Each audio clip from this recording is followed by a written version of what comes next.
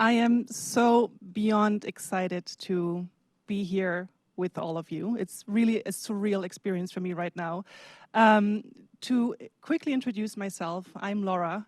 I am the founder of Perry. Just a little story about myself. I'm originally German. Maybe you can hear the accent. I'm half German, half Nigerian. I grew up in Hamburg, a city in the north of Germany. And I am the only child to my parents, which is important in my story because when I was around 11 years old, I noticed that my mother was changing a bit in her behavior. She was always a very loving mother, but she was a little bit less lighthearted, a little bit less funny, snappy, how she used to be. Back then, we didn't know what was going on, and many years later, we realized that she was in her menopause transition. And that was in Germany in the 90s. You imagine the wall just came down. There was no internet, nothing. Mercedes was still the best brand for cars. And now many years later, still things have not changed as much for women entering that phase. Especially millennials like me, we're now entering that next step in our lives, and we still are often overwhelmed by the experience, by the symptoms. We often cannot differentiate, is this postpartum or is this perimenopause? What is my body doing with me? And that's why I've been building Perry. Perry is a go-to platform for perimenopause. It's all about fostering human interactions and connections and really democratizing knowledge and evidence-based education in that space, which can completely overwhelm you when navigating it. Fast forward to today, we have launched our book, the Perimenopause Journal, with this amazing panel, all being co-authors of this book. And what's so special about this panel is that in a world which is very polarizing today and where there's so many different opinions, this panel keeps on having the conversation together, keeps on having a dialogue, even if we might not agree on everything which we're saying, but the dialogue is open and we're really out there to create awareness, education with women who are going through this and helping them navigate. I'm so happy again to be here. I want to thank the team of Everyday Health, who has been my partner in crime of bringing this to life. Thank you so much. And the team of Sparks and Honey, that's where we are today, in this little, I call it situation room. I feel like we're solving a problem. We're like at the heartbeat of what's going on. Sparks and Honey is a cultural research agency really understanding cultural trends and the heartbeat of it. And I mean, perimenopause, menopause is really, the heartbeat of what's happening and what should be happening in our society today. I want to welcome all of you. I'm so happy you're here. I know you will, be so inspired by this incredible panel, and I challenge you to just take away, what you're going to do with this, what you're going to do with this, with your family, with yourself, with your coworkers, with your organizations. We are here to help as the panel, as Perry, and I can't wait to kick it off to the wonderful Rachel Hughes, the podcast director and just face of Perry. I'm so proud to have you here, and everybody have fun. Thank you so much. Thank you, Laura.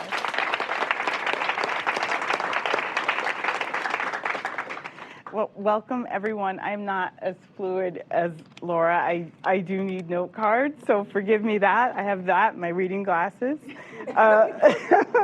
When I first learned of the Perry platform, I was enveloped. It is a place of sisterhood, of joy, of complaining, of learning, of growing and understanding. Not just about perimenopause, but about midlife in general. Whether you have had children, you've never had children, you are launching children, you are switching careers, you've never had a symptom, you've had every symptom, there's a place for you on the Perry platform, on the Perry app. We are the conversation, we are the community, we are the launching pad to questions and concerns, and we are the space at Perry. The primary thing I think that happens on the Perry app is a place for people to land and say, you are welcome here, how can we help you? How can we help you grow, understand, learn more about what's happening to you? I'm thrilled. I've had the opportunity to speak with each of you, except for Stacy, for the Peri podcast, and it's just a pleasure. It's okay. It's all right. It's all right. It's all right. You're here. You're here. So I want to introduce each of you. It'll take a few minutes, but hang in there with me. Amanda Thiebe is a fitness and women's health expert with nearly 30 years of experience in the fitness industry. She is the author of the Amazon best-selling book, Menopocalypse: How I Learned to Thrive During Menopause and How You Can Too. She's the co-founder, yeah, girl. She is the co-founder and chief wellness and branding officer at MidLife Health, a complete healthcare solution for menopausal women in Canada. Amanda authored the Fitness in Perimenopause chapter of the Perimenopause Journal, where she explores and addresses reasons for perimenopause weight gain and provides insights on managing stress and how to best focus on moving our bodies during this season of life. Thank you. Stacey London is best known as the co-host of the iconic TLC show, What Not to Wear. She has been a regular correspondent on The Today Show, The Oprah Show, Access Hollywood, and Rachel Ray.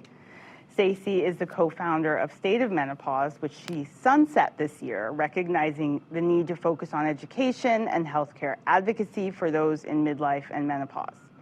Stacey contributed humor and insight into the perimenopausal experience with her Perimenopause Journal contribution, sharing about everything from insomnia to crankiness, leading us finally to a place of hope and reassurance that there is indeed light at the end of the tunnel.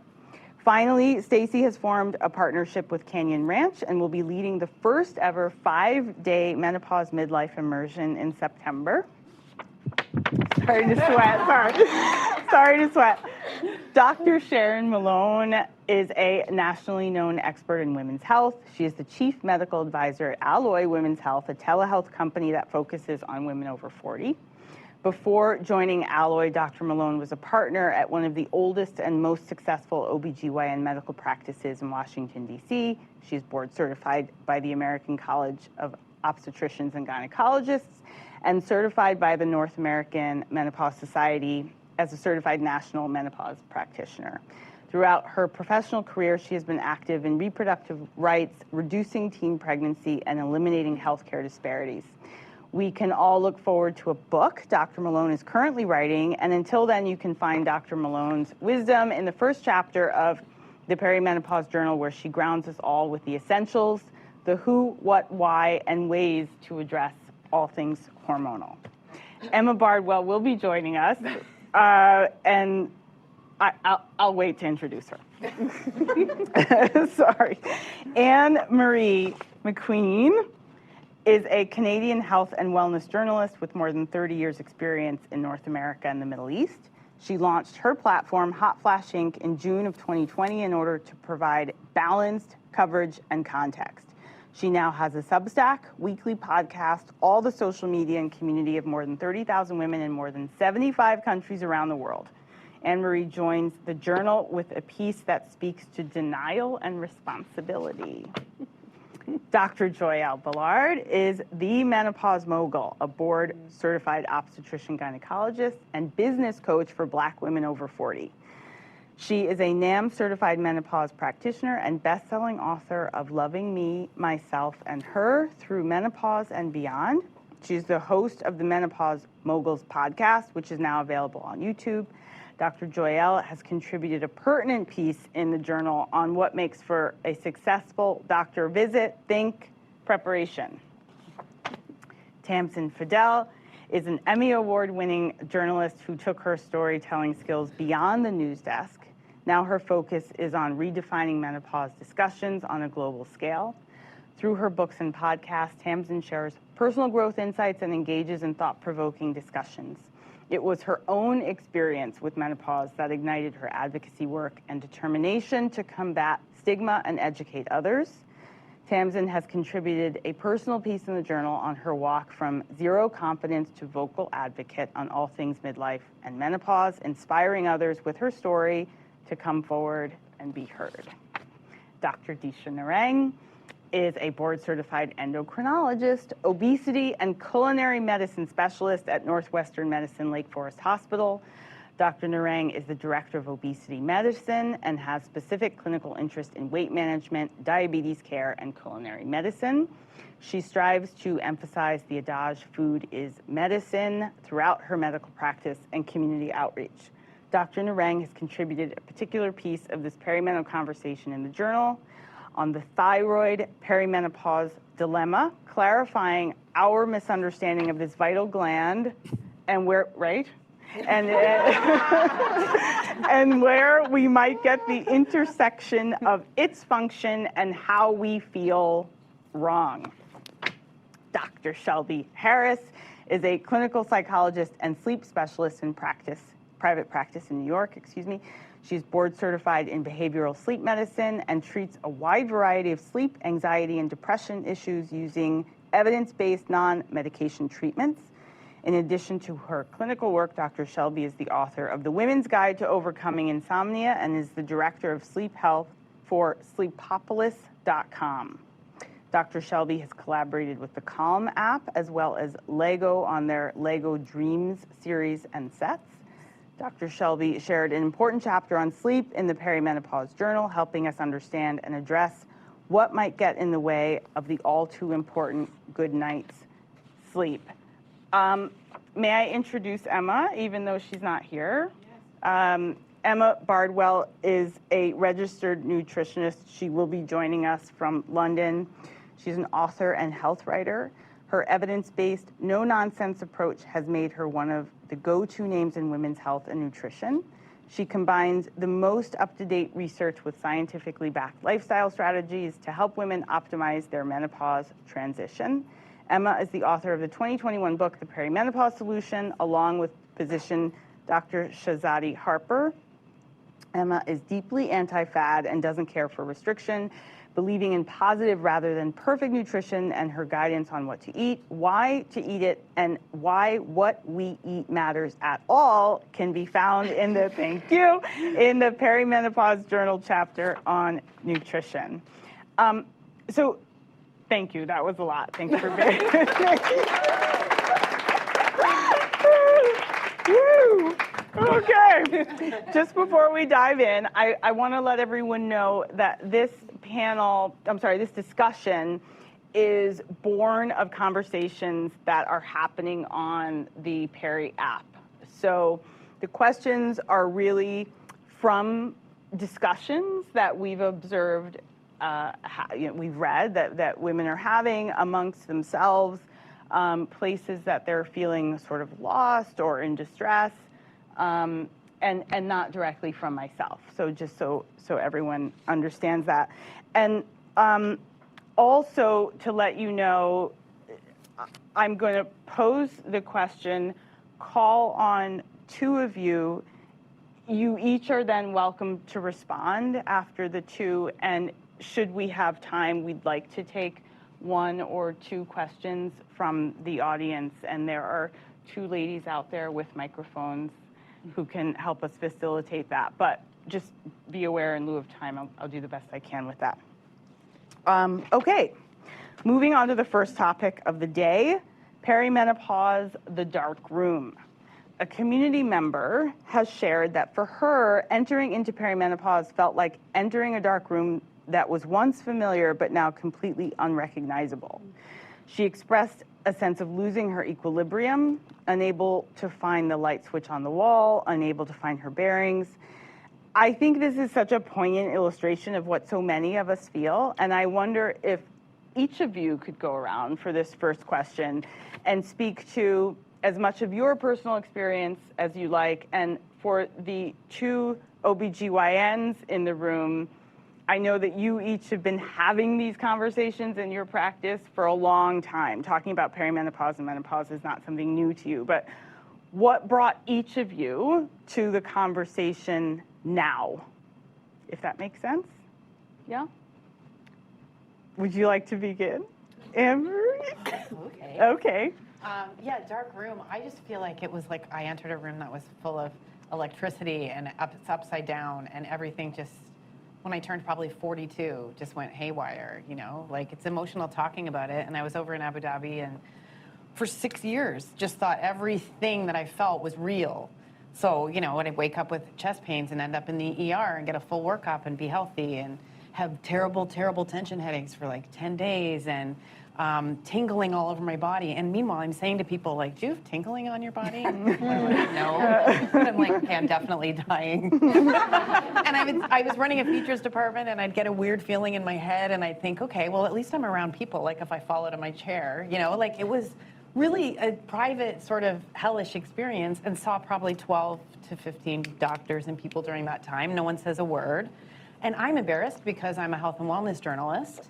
And I just found an article I wrote in 2007 about menopause.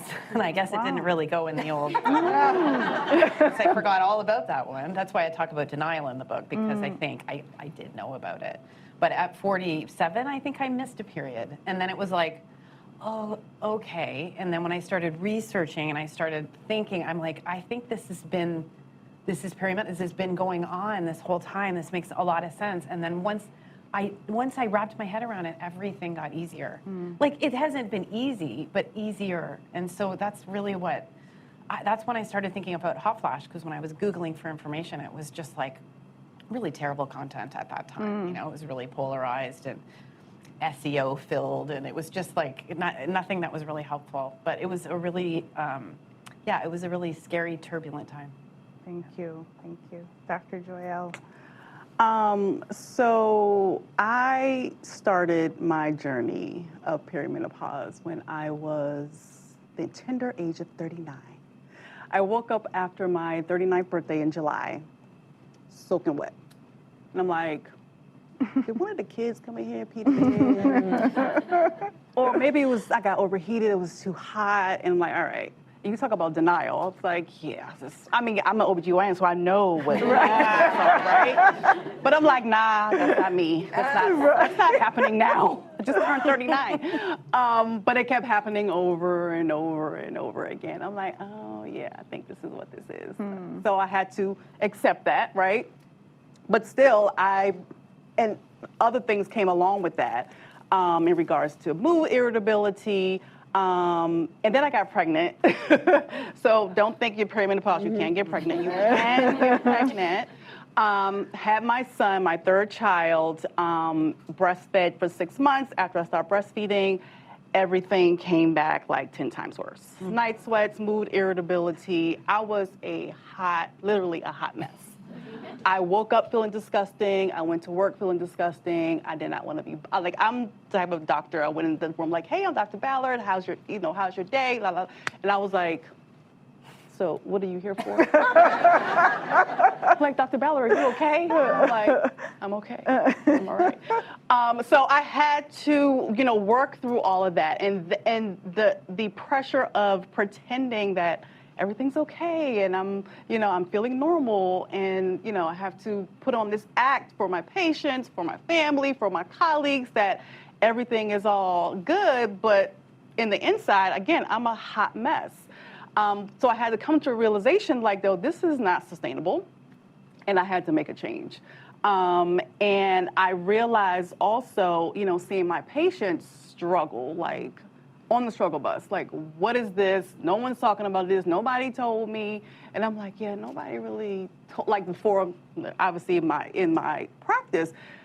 In medical school, like, we don't have this type of education as far as menopause. And I remember treating patients before I go in, knowing that they're coming in for menopausal symptoms. I would like go Google stuff, going up to like different websites to try to figure, because I didn't get that education in medical school or training. Like, it was like, I hardly saw a menopausal patient in training. And I got to my practice as an attending physician, and they're looking at me like, so, and I'm like, okay, 1 second, let me go check something real quick. And that was very frustrating for me. I'm like, this is not what it's supposed to be like.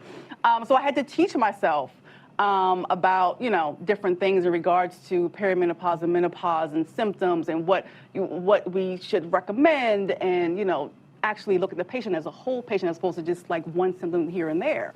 So that, as well as my own journey of trying to figure it all out so I can feel, because I didn't recognize myself. Like, I was at a point where, like, I'm like, who are you? Like, I don't like you. I'm looking in the mirror like, I don't like you. I got acne. Like, it was just, y'all, was a hot mess. But so getting through all of that and really coming to a point where I had to really prioritize me, my health and wellness, because I was also, as women, we're type of people who like to take care of everybody else and put myself on the back, on the back burner. And I had to come to the realization, like, I can't do that anymore, that this is not sustainable. So, and that, me teaching that to my patients and, ultimately my clients now in regards to really prioritizing ourselves so that we can do the things that we need to do to pour into ourselves and nourish ourselves through this journey. Because it is difficult sometimes. You have good days, you have not so good days, and you have like, I just don't want to do this anymore, like days, right? So, so being able to get through all of that and still feel good in your skin and still just want to function and show up for for your people, for your family, for your workplace, whatever that thing is, being able to do that and not feel crazy and overwhelmed and just whatever. So that, all of that kind of brought me into this whole menopause space. Because I have to tell y'all, like, when I originally came out of residency into my practice and I saw menopausal patients, I'd be like, oh God, here we go. So I'm actually kind of surprised that I'm actually in this space because I really didn't like talking about it before. Now I'm like, what, can we talk about it more? Can we talk about more? So that's how I got into this space, wanting to help my patients and also be a face for people who look like me. Because I also looked in this menopause space and, and patients will ask me, what should I read? What should I? So I wrote my book and put my face on it so I can see that Black women go through menopause too. We be struggling, right? So also have, creating a space for them to see like, yeah, she looks like me and, she goes through struggles but we're able to still, overcome and still get through it and do what we need to do to pour into ourselves. Thank you so much, Dr. Joya. Dr. Shelby. So I got into this area mostly because when I was thinking about writing a book about cognitive behavior therapy for insomnia, my editor asked me, she's like, well, what would be a little bit of a different take? And I started thinking about like 3/4 of my patients are women. And why is that? And this was in 2017 or so. And I was trying to figure out, like, why is no one talking about insomnia for women specifically?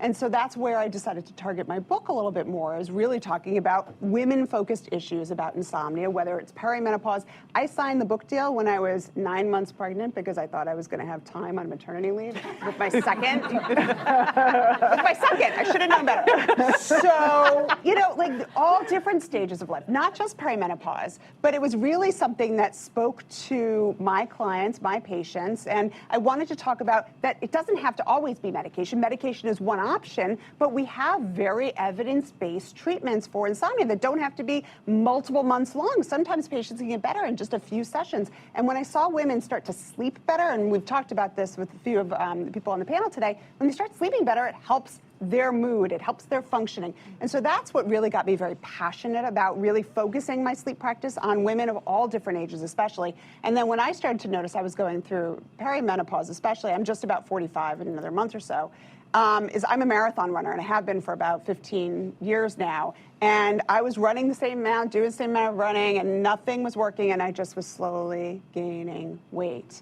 And it was the sort of thing where, okay, this is I don't know what's changing. And it really over time made me realize, okay, we need to talk differently about how we're strength training, how we're eating, how I need to change. No, there was no education about any of that stuff. None of my doctors, they were just like, you need to lose weight. You need to lose weight. And so it was really just starting to see that side of me, and then just like having massive hot flashes when I had to wear a mask anytime, hot flash at a conference or something, and just being soaked. And now I'm still in the throes of it. But yeah, there you go. Thank you. Thank you so much. Thank you. Welcome. Thank you. Thanks. It's fun. What all 3 of them. So. I think that my experience with menopause really was so much about identity for me that, you know, I had specifically had this show that was, you know, sort of iconic, and that's what I was known for, and I was known for style. I wasn't known for health. I wasn't known for anything having to do with any of that. And at around 45, I started to notice real mood changes where you could say boo, and I'd be like, bitch, what? You know, I just wanted to cut somebody up. Yep. And it was that feeling of, I would look in the mirror and be like, I don't know myself, I don't recognize myself, and I have no agency over what is happening to me. I feel like I'm drowning. Mm-hmm. And, you know, as everybody has said, there was no information that I could find, and I thought, oh, this is a midlife crisis. I had stopped working as much in television. I didn't care about fashion anymore.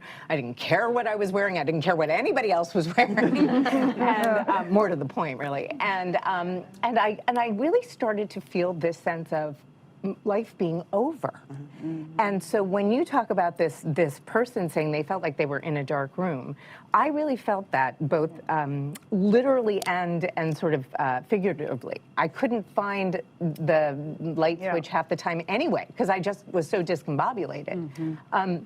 But it really took until I was about 47 to start piecing together by noticing my behavior, my skin changes, my libido, all of these things that I thought were separate. And all my external stressors, worrying about decrease in income, watching my father pass away, having spine surgery, things that were outside my control, having this really deleterious effect on me. And recognizing that, you know, midlife crisis is a great way to just sort of put an umbrella phrase on all of it. But that menopause was really about the way that I was reacting to things and the way that I felt and the way I couldn't sleep and the way that I couldn't stop gaining weight or all sorts of things. My desire to do something about it was because I felt so ashamed. I felt so ashamed and so isolated, and I was dating a younger person at the time, and I was terrified to tell him because I thought he's gonna think I'm an old hag. And so I hid all of these things. I put on the act, I tried to smile, and frankly, that just led to me falling apart. And the one thing that I thought was that menopause happens in your 70s.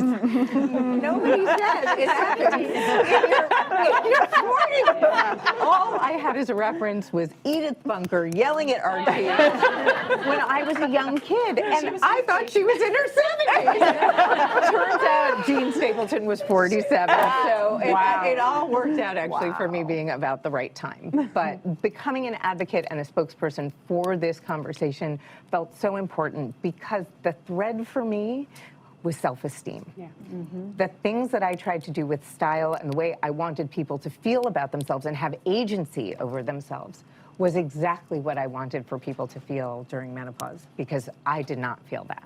So for me, it was much more about telling people they weren't alone and letting them know that what was happening to them was okay and natural, and that there was a community where we could get through it together by talking and screaming about it. Yeah. Thank you so much. I think my dark room was everything was harder in life. Like everything just got harder. Work got harder, body got harder, feelings got harder, emotions got harder, and I lost my calm, cool, collected, and confidence. I lost a lot of confidence during that time. And you know, we talked about this the first time that we reconnected. I was going through this now what? Like, what am I supposed to do with my life? What is it? I felt very, very hopeless. I'd gone through a divorce, and I didn't really know that I was in perimenopause. When I go back and I look in that time frame, I understand what my headset was, and it wasn't until I, you know, had my own experience at work and found out that I had gone into menopause. I had endometrium polyps, so didn't think I'd ever stopped a period for 12 months. I didn't even know that was I didn't know that was the rule of menopause. Right. I didn't know anything about it. I thought it was something that was going to happen when I hit 50. So that dark room for me was really losing confidence, which affected every part of my life. And so I really do understand that. I didn't necessarily have denial. I just had fear of everything at that point and had to rebuild that confidence. And that came through being educated and understanding that this was a normal transition and a change, and there was a community out there for for me. So thank you for being my community. Thank you. Thank you, Tamsin. Dr. Malone. Yes, well, you know, I have to say this as being the elder here on the stage, that there was a time when we did know how to treat menopause, and it was all before the Women's Health Initiative came in. And because we entered this phase as trainees, we were actually taught, you know, hormone replacement is good, it's going to, you know, decrease your risk of heart disease. So that was the process that we came in. So there was never the negative connotation about whether or not you should treat someone's symptoms. If they had them, treat them. Of course, why wouldn't you? And I had also the luxury of having practiced for 10 years before the Women's Health Initiative came out. I also had 10, 12 years of treating women. So by the time I got to that phase, there was never a thought in my mind that I wouldn't take hormones or that I wouldn't treat symptoms when I got them. And then something funny happened. Now, you know, on your way to perimenopause, I was taking birth control pills. And I said, it's okay, I got it, because the birth control pills, I'm not going to have hot flashes in perimenopause. And then when I get to be menopausal, I'll just switch over and be all good. As you can see, I'm not a fan of suffering or sweat. You know, because I always thought it's bad form. You know, it's like if I'm operating on you, you really don't want me breaking out to a sweat in the middle of your surgery. You know, it's always bad. So I said, but the thing that really caught me by surprise, because I had this orderly plan, was that when you take birth control pills, they work beautifully, but you have 7 days off. And those 7 days off of your birth control pills, you get all your perimenopausal symptoms, but they only last for a week. So you think about it, and I would say, why do I hate my husband so much? I mean, I was like, you know, every other month, I'm like, it's time for a divorce. We just can't do this. And then it finally, you know, it took a little like, oh, okay, well, I was good for 3 weeks. Right. And not good for a week. And then when you finally get to that point where you realize what's going on, and then I said, you say, prove it to yourself, right? So I was like, okay, when I finally realized this is it, I was like, well, what does a hot flash really feel like? And then when I stopped them for a while as I was going to make this transition, I said, ooh, that is really unpleasant. I mean, it's really horrible. You can't sleep. And that was really my thing, that you have to say, where does your symptom complex reside? And mine was in the rage and the inability to sleep. And you can't be an OBGYN and not be able to sleep on the days when you're supposed to be sleeping. It just doesn't work. Yeah. So, you know, I sort of took, you know, the experience of my patients. When the Women's Health Initiative came out, it wreaked havoc. And then I've spent the next 20 years trying to explain to people why that wasn't the case. And it's hard to do one-on-one. And when I finally left private practice and I was sort of deciding what to do, and I joined Alloy Health, it finally dawned on me to the fact that just trying to have this conversation one-on-one, there's not enough of us to talk to each of you individually. We've got to come up with a better way to have this conversation out in the public sphere so women don't enter that dark room thinking you're the only person in the dark room. There are a lot of people in there with you, and our job is to show you the way to the light switch. Thank you. Dr. Narang. Yes, thank you for having me. I am turning the corner right now, so I'm not quite there, and you know, I am awaiting these sorts of symptoms, but I am 18 months postpartum, and I will likely be turning the corner in the next couple years. My perspective comes more from my medical care. So I'm an endocrinologist and an obesity medicine specialist, and the majority of patients who come to see me are women who are in the perimenopause and menopausal state, and truly are just lost because they've suddenly gained a little bit of weight, they don't feel well, they feel isolated, and they're looking for support. They want to feel better. They don't know what's necessarily going on with them, or should they, you know, do they feel like they're crazy? And so I think, you know, one of the important things is that we need to not gaslight women into, you know, thinking that they're crazy, or that, you know, these are symptoms that are normal, because it's not necessarily normal. You shouldn't have to feel that way. Unfortunately, it tends to be, as everyone has said, it gets pushed under the rug. People feel embarrassed. And oftentimes as women, you know, especially my patient population, because I see them for weight management, they've put everything on the back burner, including themselves, because they're taking care of their families and their kids, and all these other symptoms cannot be addressed. And then, you know, they're gaining weight. They're really unhappy with the way they look. Or feel, more importantly. And so I think one of the important things, you know, from my perspective, is that I think it's really important to make sure to have these women feel that this is absolutely normal, that they are not alone, and that's, you know, everybody's sort of echoed that as well, and that it is okay to put themselves first and to be able to take care of them.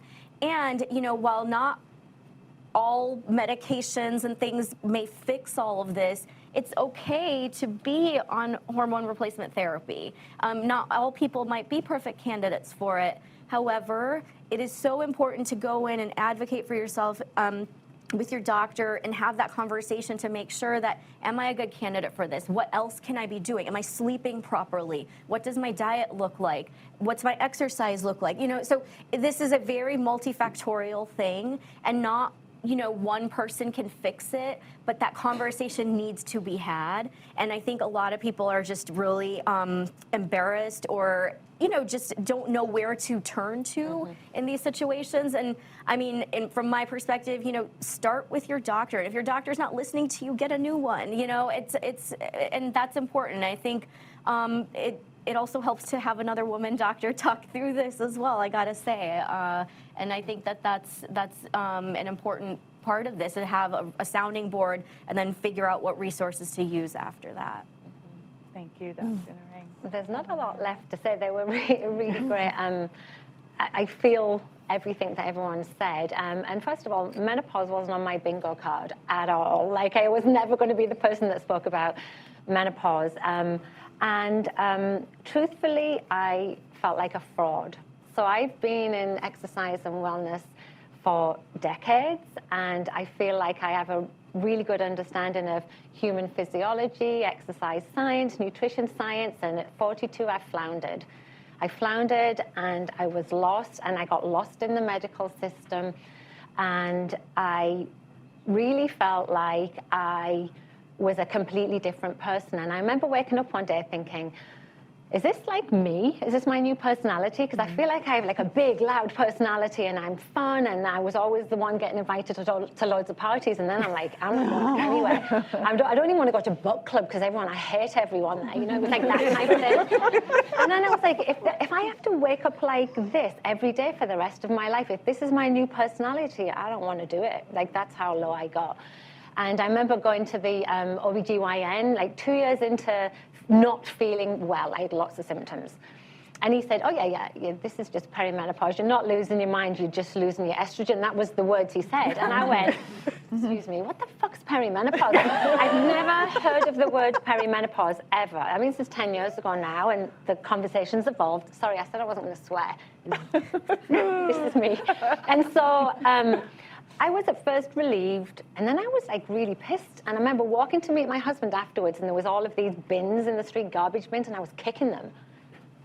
Like, because I just was like, I've spent 2 years like not wanting to get up in the morning, not wanting to be with my husband, with my children, with my friends. I literally was a different person. And I went to meet my husband, and he said, is everything okay? What did they say? What did they say? And I went, apparently I'm in perimenopause, and I'm just depressed, and I've got migraines. And he went, thank God for that. I thought you were going to leave me. And I was like, oh my God. And it made me realize the impact it was having on him, and the impact it was having on my children and my friends. And I'd sort of like been putting on, I think you said, like a mask, and I was coaching people, personal training, and I was like going, yeah, you're awesome. And inside I was like, I just want to die. This is the worst I've ever felt in my life. And so then I decided to say the M word out loud. I was like, menopause, vagina, and I just was like, okay, I'm just going to say it because somebody has to. And as soon as I said it, I just felt like such a sense of relief. And then I wrote an article that was sort of quite popular, and I started a Facebook group which Laura and I like run together now, and we have like tens of thousands of women in there saying the exact same thing. We've all said the exact same thing. And so I wrote a book because I wanted like my best mate's guide to menopause, which is evidence-based, because I wrote it with doctors and psychologists, etc. But I just was like, the thing that was wrong for me was there was a knowledge gap. And I was mad as hell that there was a knowledge gap. And no woman should not know what's going to happen to her. And so that's why I'm here. Thank you. Thank you so much. And I'm not going to swear anymore, I promise. I got them out. Yeah. Swear away. All right, moving into the second topic of the day, busting myths. This is from the community, there are notions that continue to create confusion in the community. For example, that testing for perimenopause is possible, the idea of feeling invisible, that nutrition and fitness should look a certain way, that there is one way to manage all symptoms. So with that, if you would let us know the number one myth you would like to bust about perimenopause. And Tamsin, I'd love to start with you. Okay. I was so relaxed for a minute. Sorry.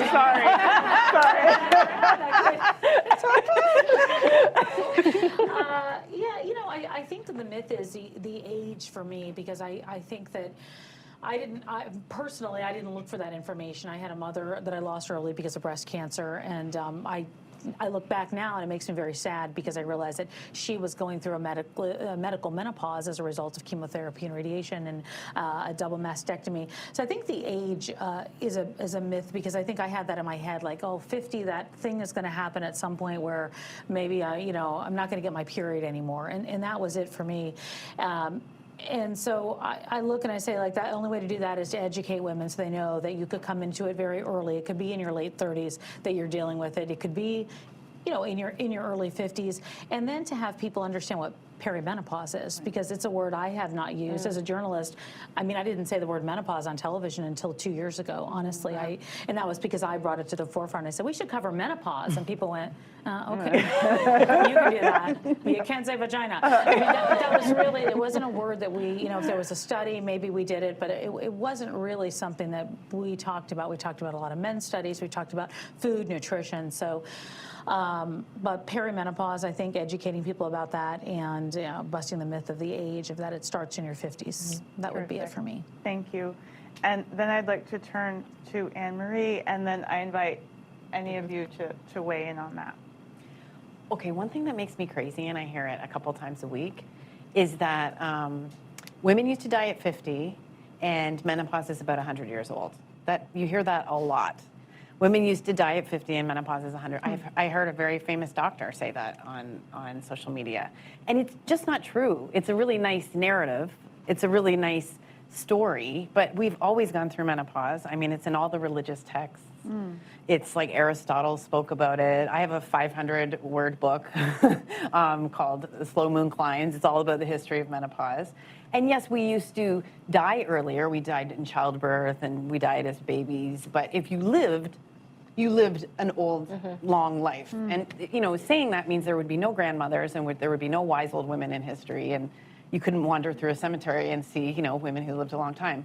But I think it's an important point because I see it repeated. I saw it repeated in a column on the front page of the Telegraph. I see it so lazy.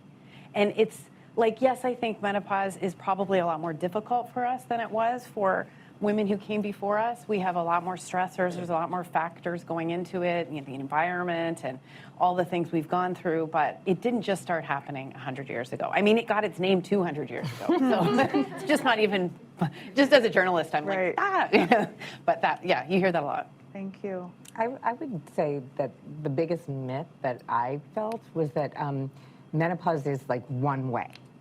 There is no one way to go through menopause. I had no idea how bio-individual it is. we can all talk about menopause as this kind of general stage, but it really is so different for everybody. And I know I was told, well, you may experience some symptoms, but you may not, or you may experience some more severely, or you may not, or more frequently, or more not. And that is the thing that I think nobody really explains, is like, we can only give you the outlines, right? And then what happens to you is going to be based on a lot of who you are genetically and where you are in your life environmentally. Yeah, thank you. Dr. Malone. Yes, if I'd say the biggest myth that we'd like to bust today is that hot flashes are not benign and they're not funny. And I think that this trope of menopausal woman and needing a fan and all that, makes for a good joke. Yes. But at the end of the day, women need to know that a hot flash sometimes is a harbinger of other long-term health issues to come. A hot flash disrupts your sleep. It puts you at higher risk for cardiovascular disease, higher risk for weight gain, and a lot of other things. So just the notion that I'll just get a fan and get over it is not the place that women should be. You should say, I have a hot flash. I need to go get checked out for these other cardiovascular issues that I may be at risk for, and treat them. Treat the hot flashes, because there's no medal that you get at the end for having 10 years of hot flashes. And you're like, oh, great. If you have them, understand it's a health issue, and don't let a hot flash be the butt of a joke. And to piggyback on that, one myth, I have a bunch of myths with sleep, but one myth with sleep is that one of the things we see a lot with hot flashes is sleep apnea. Happens very commonly in women. And we always think of, or a lot of us think, that sleep apnea is this like older, overweight male kind of kind of noise that they make. But the reality is, what we see in research is that the rates of sleep apnea actually are totally equal once women start to hit perimenopause. Wow. So women often get totally overlooked because the symptoms get reported very differently. Symptoms for women are often, I'm just tired, I'm not excessively sleepy, I'm not falling asleep in doctor's offices, I feel down, depressed, lower libido. Those are things, and it doesn't have to be that loud snoring either. It could be little pauses in your breathing. And so when we talk about risk of cardiovascular events, right, we want to think about sleep apnea as being something, and it doesn't have to be the big mask all the time. There's actually, I was just at the sleep meeting, we were talking about HRT as a potential treatment for sleep apnea in some people. So it's something that you should definitely look at. If you feel tired, you feel like your sleep is just off, talk with your physician about it, and if they're kind of pushing it to the side, find someone else and consider a sleep study if there's pauses in your breathing, because that's something that's very common in this age range. Yeah. Terrific, thank you. May I invite an audience question, if there is one, on this topic of busting myths? If there's no questions. Oh, there's two questions. We have time for one. I guess the myth is actually the name menopause, because everything you're describing has very little to do with just our menstruation. There's probably 50 plus. So the myth is actually in the name and how it's named. And I actually say it's more age-related hormonal shifts. And it's really frustrating that it's referred to as our menstruation and menopause, that we're pausing our menstruation, and there's so much more, as all of you are saying. Right. So, thank you for that. yeah. It's not just a fertility Yes. issue. Yeah. Thank you. All right. Moving on to topic 3, the doctor-patient relationship. So many community members have expressed on the app that they don't feel like they are heard or believed by their physicians, and further, they share a lot, that they feel dismissed by their doctor. So we see things in the medical field may be improving, certainly in this conversation that all of us are having, and with physicians, it feels like things are improving, certainly. But still, people in the community are expressing this sentiment. So with that, the question is, how can we continuously improve the experience when seeking solutions from healthcare providers? So if that makes sense, how, as people walking into doctors' offices, can we continuously improve the experience when seeking solutions from healthcare providers? Dr. Narang, I'd like to start with you. Yeah, I think being your own personal advocate is extremely, extremely important. Being very upfront with what you are experiencing, symptom-wise and, anything else is very, very important. I think if there is dismissing of symptoms, I would ask the physician or provider why. Why do you think that this is not something that is not worth talking about or something? I think there's a balance between, making sure that you're coming in well prepared, with the right questions to ask, and then, that there's also, maybe help me out here, because I think part of it is that, women come in, and I think the dismissing comes from just, a lot of times it comes from lack of knowledge on the part of your practitioner. Yes, Right. I think there's discomfort from doctors. They don't know what Yes, the answer yes. is, so it's easier to say, forget about it, than answer your questions. Right. And then there's the time pressure. There's the real honest-to-God time pressure about how long you have to talk about anything. And I would say what you can do is, if you really have legitimate concerns, make an appointment to talk about just that. You can't piggyback it at the end of your annual exam when there are 10 other things that you need to talk about. Put that on your chief complaint that I am here to talk about menopausal symptoms today. Right. Yeah. Amanda? Yeah, and I would say from like the patient side, like how do you prepare to go to your doctor and have this conversation? And I think there's a big issue here. First of all, there's a knowledge gap with a lot of doctors, and then there's a knowledge gap from women. How do they go and advocate for themselves when they don't know what's going on? If we know that a whole ton of these symptoms are potentially neurological, we've got anxiety and depression, and we go to the doctor and we chiefly say, I've got anxiety, well, the doctor's going to treat you for that. And so this is where us as advocates and all of the women here, we can use our conversation to say, start monitoring your symptoms like you would anything else. Monitor them and come up with like a cheat sheet to say, oh my goodness, I've like not slept for 40 days and I've had 20 hot flashes, like whatever your symptoms are. And then at least then you're prepared, but it's still the idea that it's really hard to advocate for yourself when you don't know. Because I felt like, personally, using myself as an example, did advocate for myself, and I still didn't get the help. And so there's a void that needs filling. I think that, I think having resources like Perry and other... It's changing, right? It's changing, and I think that those sorts of communities weren't available to people previously. And I think that, I think that community has really banded together and I think really empowered one another to be able to become those sorts of advocates. But I agree, I think not enough people are plugged into these sorts of resources, and so there's a long way to go. And then like the additional thing as well is, and I'm not meaning to offend any doctors here, but I think a previous generation maybe revered doctors to the point where they never questioned them. And I think it's perfectly valid for you to go to a doctor and say, I'm not happy with this. It happened, another experience, I asked for hormone therapy. The doctor said, no, it's going to give you breast cancer. But I want hormone therapy. Okay, there's some estrogen, there's some Premarin. Well, can I not have transdermal? Because that's the, we understand that's the safest type to get. Sure, there. Where's my progesterone? Why do you want progesterone? It was like a hands in the air thing. Oh my God. And I was like, okay, I now want a referral to a women's health specialist. And when I got home, I was so angry, but there was an email waiting for me from my doctor that just said, I'm sorry. Like, I just didn't know. I didn't know, and I was mad with you, but I went and read, and I know what the and now I will prescribe differently. And so I wasn't, like, horrible to him, but I wasn't, like, I maybe was a bit bolder. But it's difficult when you're upset and you don't feel yourself.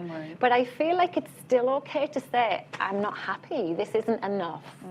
Thank you. I think this time of life, we're being pushed.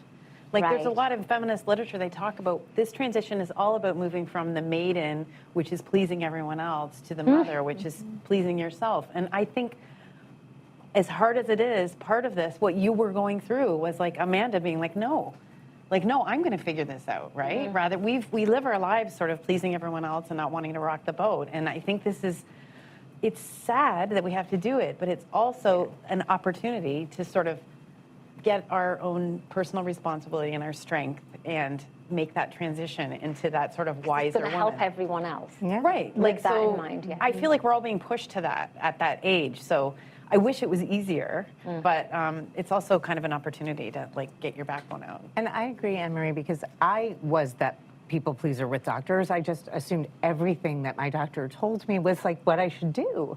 And it took a lot to be able to, muster up the courage to say like, I don't think that's right, or I don't feel that way, or this doesn't feel right to me. And a very good friend of mine a few years ago said, you can fire your doctor. You can look for another doctor.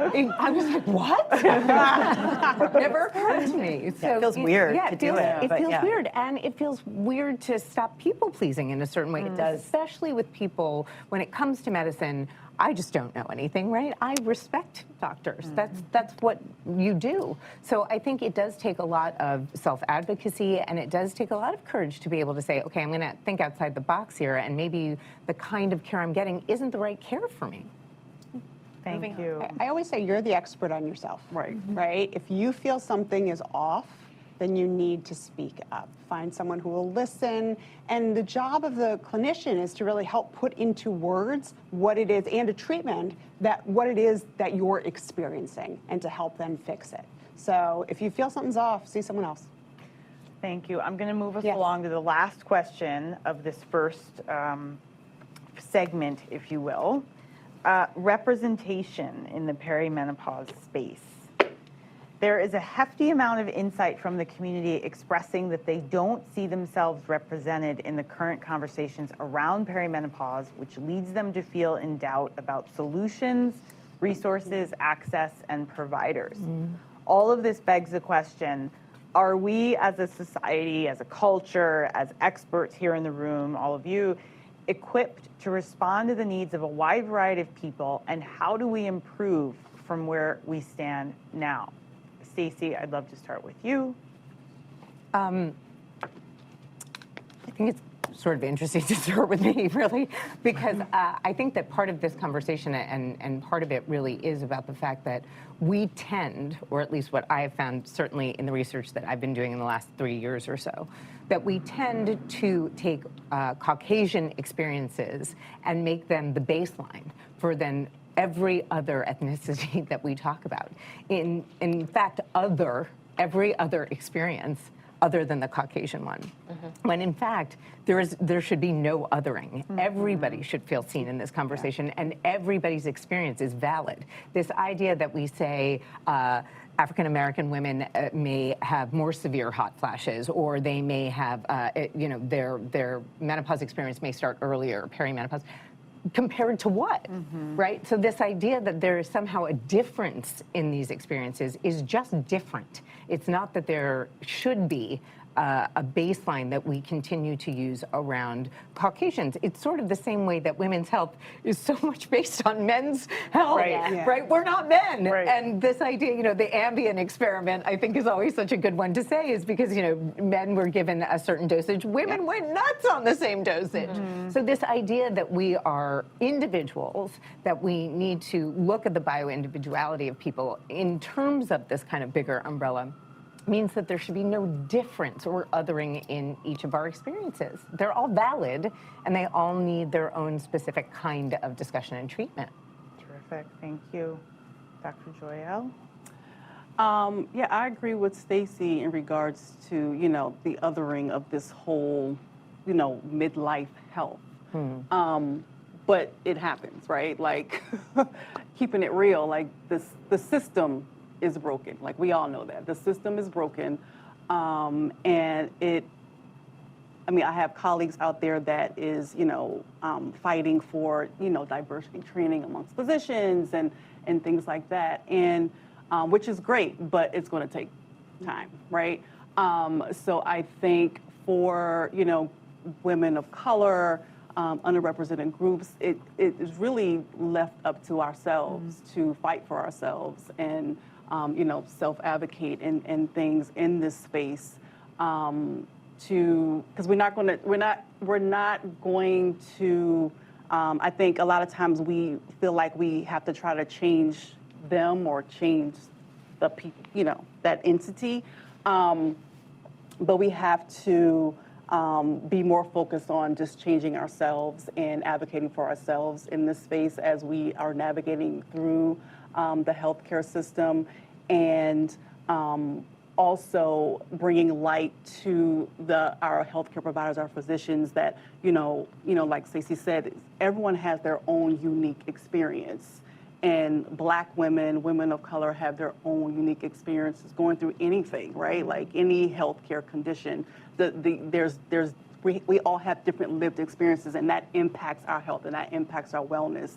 And speaking to a physician or a healthcare provider who's taking that into account when they're talking to you and receiving, getting the information that they need to receive in order to treat you and manage you is so important. So it goes back to the point of being in this dark room and not being seen. Like I've heard that so many times from Black women in particular. I am not being seen, I am not being heard. And I think that also, bringing it back to, myself as a Black woman, as Black women in general, we also have to be able to see ourselves. Because a lot of times we shrink and we just kind of just push through. It was like, oh yeah, that's a hot flash thing. My mama did this. I'm just going to just keep pushing through and I'll just get over it eventually. So being able to see ourselves and then in turn, advocating for ourselves to be like, okay, yeah, this is what you're saying, but let me tell you about this too. Like, this is what's going on in my life as far as my family. I'm the primary breadwinner. That's another stress. Like, all the things that are going on in our lives, we have to be able to give voice to it, and seek a medical professional who is willing and open to listen and see you and treat and help you manage through your journey based off of that. Can I say something about that? Because I think it's really important when we talk about healthcare disparities and we talk about them as they relate to menopause. The reason why it's important to know what the experience is for a Black woman as opposed to a white woman is because the disparity exists. It's different. But we never get to the next step is why and what are we going to do about it? Right. Because if you have a certain set of symptoms, that puts you at a different risk level for other things. So it's more about your health.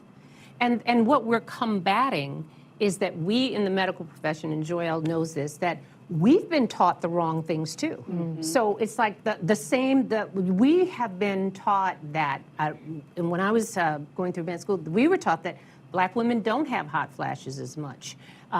They don't have, and so all of this stuff, so that conversation that you're going to have with a person of color, you're not going to even bring it up as a physician because you think that doesn't affect them. Right. So having an awareness of what that is and how many things that we've been sort of mistaught about what the menopause experience is in general. And I think that, again, and raising awareness in those communities so people know that this is something I should seek help for. Because if women normalize suffering, then Black women normalize suffering in spades. I mean, literally, we just think that's the way it's supposed to be.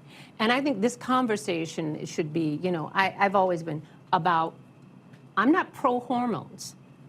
I'm anti-suffering. So however you need to get to that is where you need to be. And that's where I said, when it comes to women of color, we have, like everything else, we've sort of gotten the short end of the stick because most doctors think that Black women don't experience symptoms, they don't get offered treatment, and when they do, they never get the explanation for why it's important for you other than just the symptoms at hand of that particular day. And I think it's really important to highlight the disparity is not the same thing as othering. Right? I think that's absolutely correct because that is how do we get the word out that women of color are getting, less information? How do we get that out? That is a very different thing than saying, a Caucasian woman is the baseline of information. Absolutely. Thank you.